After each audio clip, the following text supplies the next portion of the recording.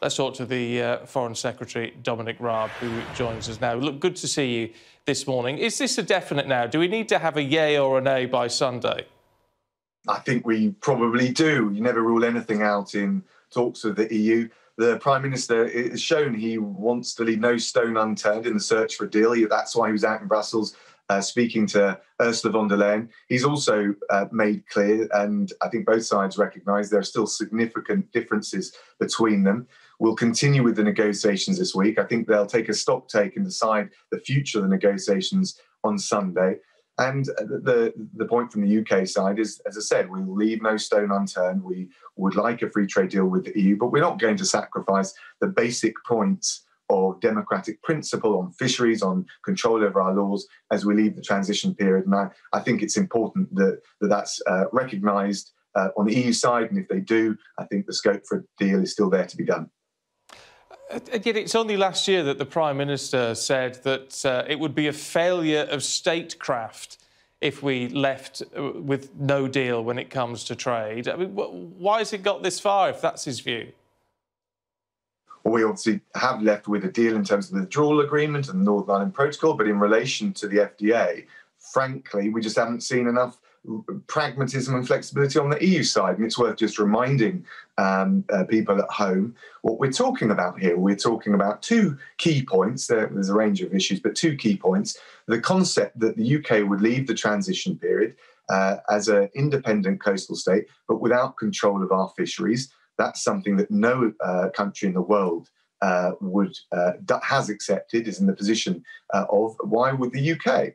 And likewise, when we leave, we should be in control of our laws. We'll accept the kind of requirements in the EU's own free trade agreements, whether it's Korea or Canada, often talked about. What we're not going to do is allow the EU undemocratically to control our laws in this country. And I think those are two basic points of principle that no other country around the world would accept in dealing with the EU or anyone else as an independent state. And I think it's important that the EU recognises that. If it does, a free trade deal is still there to be done. If it won't, I think on Sunday we take stock and we take a decision, and both sides recognise we need some finality on where we are. I mean, where does that leave the UK in terms of negotiation? I mean, you know, we can make as many demands as we like. It doesn't mean they're going to be met. We've got to be prepared to compromise on something, haven't we? Yes, exactly. And that's why we got to the position we have of saying, OK, we'll look at the deals that you've done with Canada. That something like that would seem to be about right. We've been flexible on the issue of fisheries. We recognise the need to transition. But what we're not going to do is indefinitely allow the EU to control our fisheries or our laws. And I think most people would recognise that, and countries around the world wouldn't accept those terms. The EU wouldn't accept those terms dealing with anyone else. So those are the points of democratic principle. If the EU accepts them, there's a deal to be done. But I think given the gaps that remain, we'll keep going at it. You know, that's why the PM was out in Brussels. He wants to get a deal. We're doing everything we can. I think we have behaved reasonably and flexibly and pragmatically throughout. And if the EU reciprocate, there's still a deal to be done. If it doesn't, we'll take stock. We'll do that on Sunday, and we'll be prepared to leave on Australia-style terms and make a success of Brexit. But there is going to be some fallout. As we look at that being certainly a very realistic possibility at this stage. I mean, there are reports in the papers this morning that come the 1st of January, people from the UK may not be able to just travel in Europe as freely as they have done, partly because of the COVID restrictions and what have you, but no exemptions for the UK. I mean, this could have sort of very strong impacts on the British people very quickly, couldn't it? Well, look, it's right to say, I mean, in any event, there'll be changes come January with a free trade deal, or even if we leave on Australia-style terms. That's certainly true. There'll be some froth around those changes, but I think we're well placed with the contingency planning that we're doing to brace those and make a success of Brexit.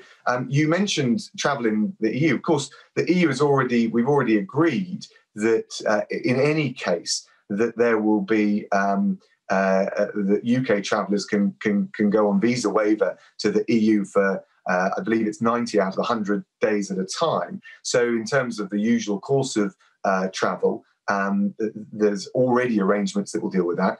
But you're right to say that it may be bumpy if we don't get a free trade deal. On the other hand, there are positive signs. Liz Truss has amassed a whole range of free trade deals, not just with existing EU partners, or indeed other partners that have done deals with the EU, but for example, the Japanese free trade deal goes beyond the EU precedent with data and digital.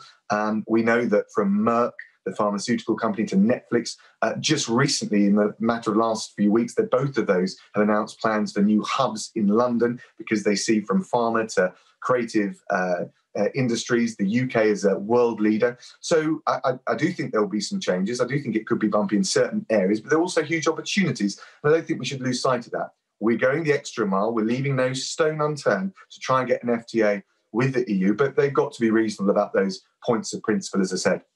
Look, I'm sure just about everyone watching this at home have seen the adverts that the government's put out for businesses, small and large alike, saying, you know, changes are coming, you need to be prepared for the changes. I mean, the problem for business would seem to be they don't know what those changes are. How can anyone prepare for something that's going to happen in 3 weeks when we don't know what it is? Well, that's not quite right. Some of the changes will come on either eventuality. And what we've been doing is communicating all the likely requirements and what the difference between having an FTA and leaving on Australia-style terms would be. But you're right to say, and I certainly accept, we need some point of finality to give them certainty so that they can know which set of rules and which set of approaches and declarations that they need to adhere to. That's why Sunday, I think, is an important moment. You never say never in these talks, but I think we do need to get some finality for the reasons that you give, and I think we'll get that on Sunday. I think both sides recognise it's time for that. Just a final thought on this. You think, I mean, is Sunday a hard deadline or not? I think we view it as a point where we need some finality. I'm just a bit reticent ever to say, you know, you can never say never with these EU negotiations. And of course, it depends if the EU moves. If the EU moves substantially and actually we're only dotting a few I's or crossing a few T's, might be different. But I think without movement on the crucial 2-3 areas that I've described, I think that will be a point of finality. And that's certainly the way that the UK side is approaching it.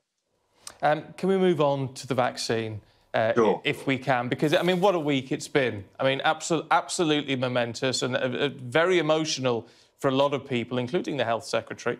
So we understand seeing these vaccines being rolled out. But the Health Secretary did make the point that once the most vulnerable were vaccinated, life can begin to go back to normal. Well, the editor-in-chief of The Lancet, Richard Horton, has said that is absolutely not the case. What is the reality here?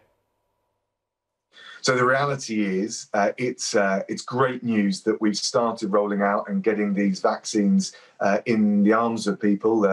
And we're starting off with those over 80 healthcare workers. We then transition to those who are over 60, social care workers, residents in care homes. And we've basically got a roadmap until what we expect to be the spring, where those over 50, those who've got vulnerable health conditions, and the key workers that I mentioned have had the requisite vaccinations. You need to have 2. And at that point, we can transition back to something akin to normal. But it is a marathon, not a sprint, and we're not there yet. And so we're well placed with this vaccine. We're the first ones to get this rolling out. That's good news. But equally, there's some way to go. And it's really important that between now and the spring, we don't take our eye off the ball in terms of the tiered restrictions that each area will have, because the virus is still very much with us and we need to maintain control over it. As Foreign Secretary, you've got to be keeping an eye on this one. And look, admittedly, it is hugely difficult. We've bought up, you know, tens of millions of doses of vaccine and pre-ordered left, right and centre, as have an awful lot of countries. The People's Vaccine Alliance says nearly 70 lower-income countries will only be able to vaccinate 1 in 10. How do we balance that out? I mean, how do we look after the UK, look after our citizens, while also standing up to our responsibility to the international community and third world countries? Yeah, I think it's a great question. Look, first of all, we've got 355 million doses secured, and we've got 7 different suppliers coming down the track subject to the regulatory approval. So we've got quite a diverse supply chain, because I know that's something people have been asked, because of course our first duty, our first priority is to make sure the British people are as safe and protected as possible. But you're absolutely right that we're only as safe as the weakest link in this global chain. It's a global pandemic and we need global solutions. And we feel a great sense of duty and moral responsibility, but also British interest in making sure poorer people around the world, vulnerable countries, get the vaccine. That's why this Prime Minister led the Gavi Vaccine Summit and smashed the target, raising $8.8 billion for that equitable international distribution. That's why we've been a leader on COVAX, which is the mechanism to allow poorer countries access to the vaccine. We're a world leader in this. So yes, whether it's the research that we're seeing at Oxford and Imperial, whether it's getting the rollout of the vaccines, which we've managed to do this week, right the way through to the international leadership that we're providing, we're making sure that we are not just looking after the British people, but also the rest of the world. Very good to talk to you this morning. Thank you.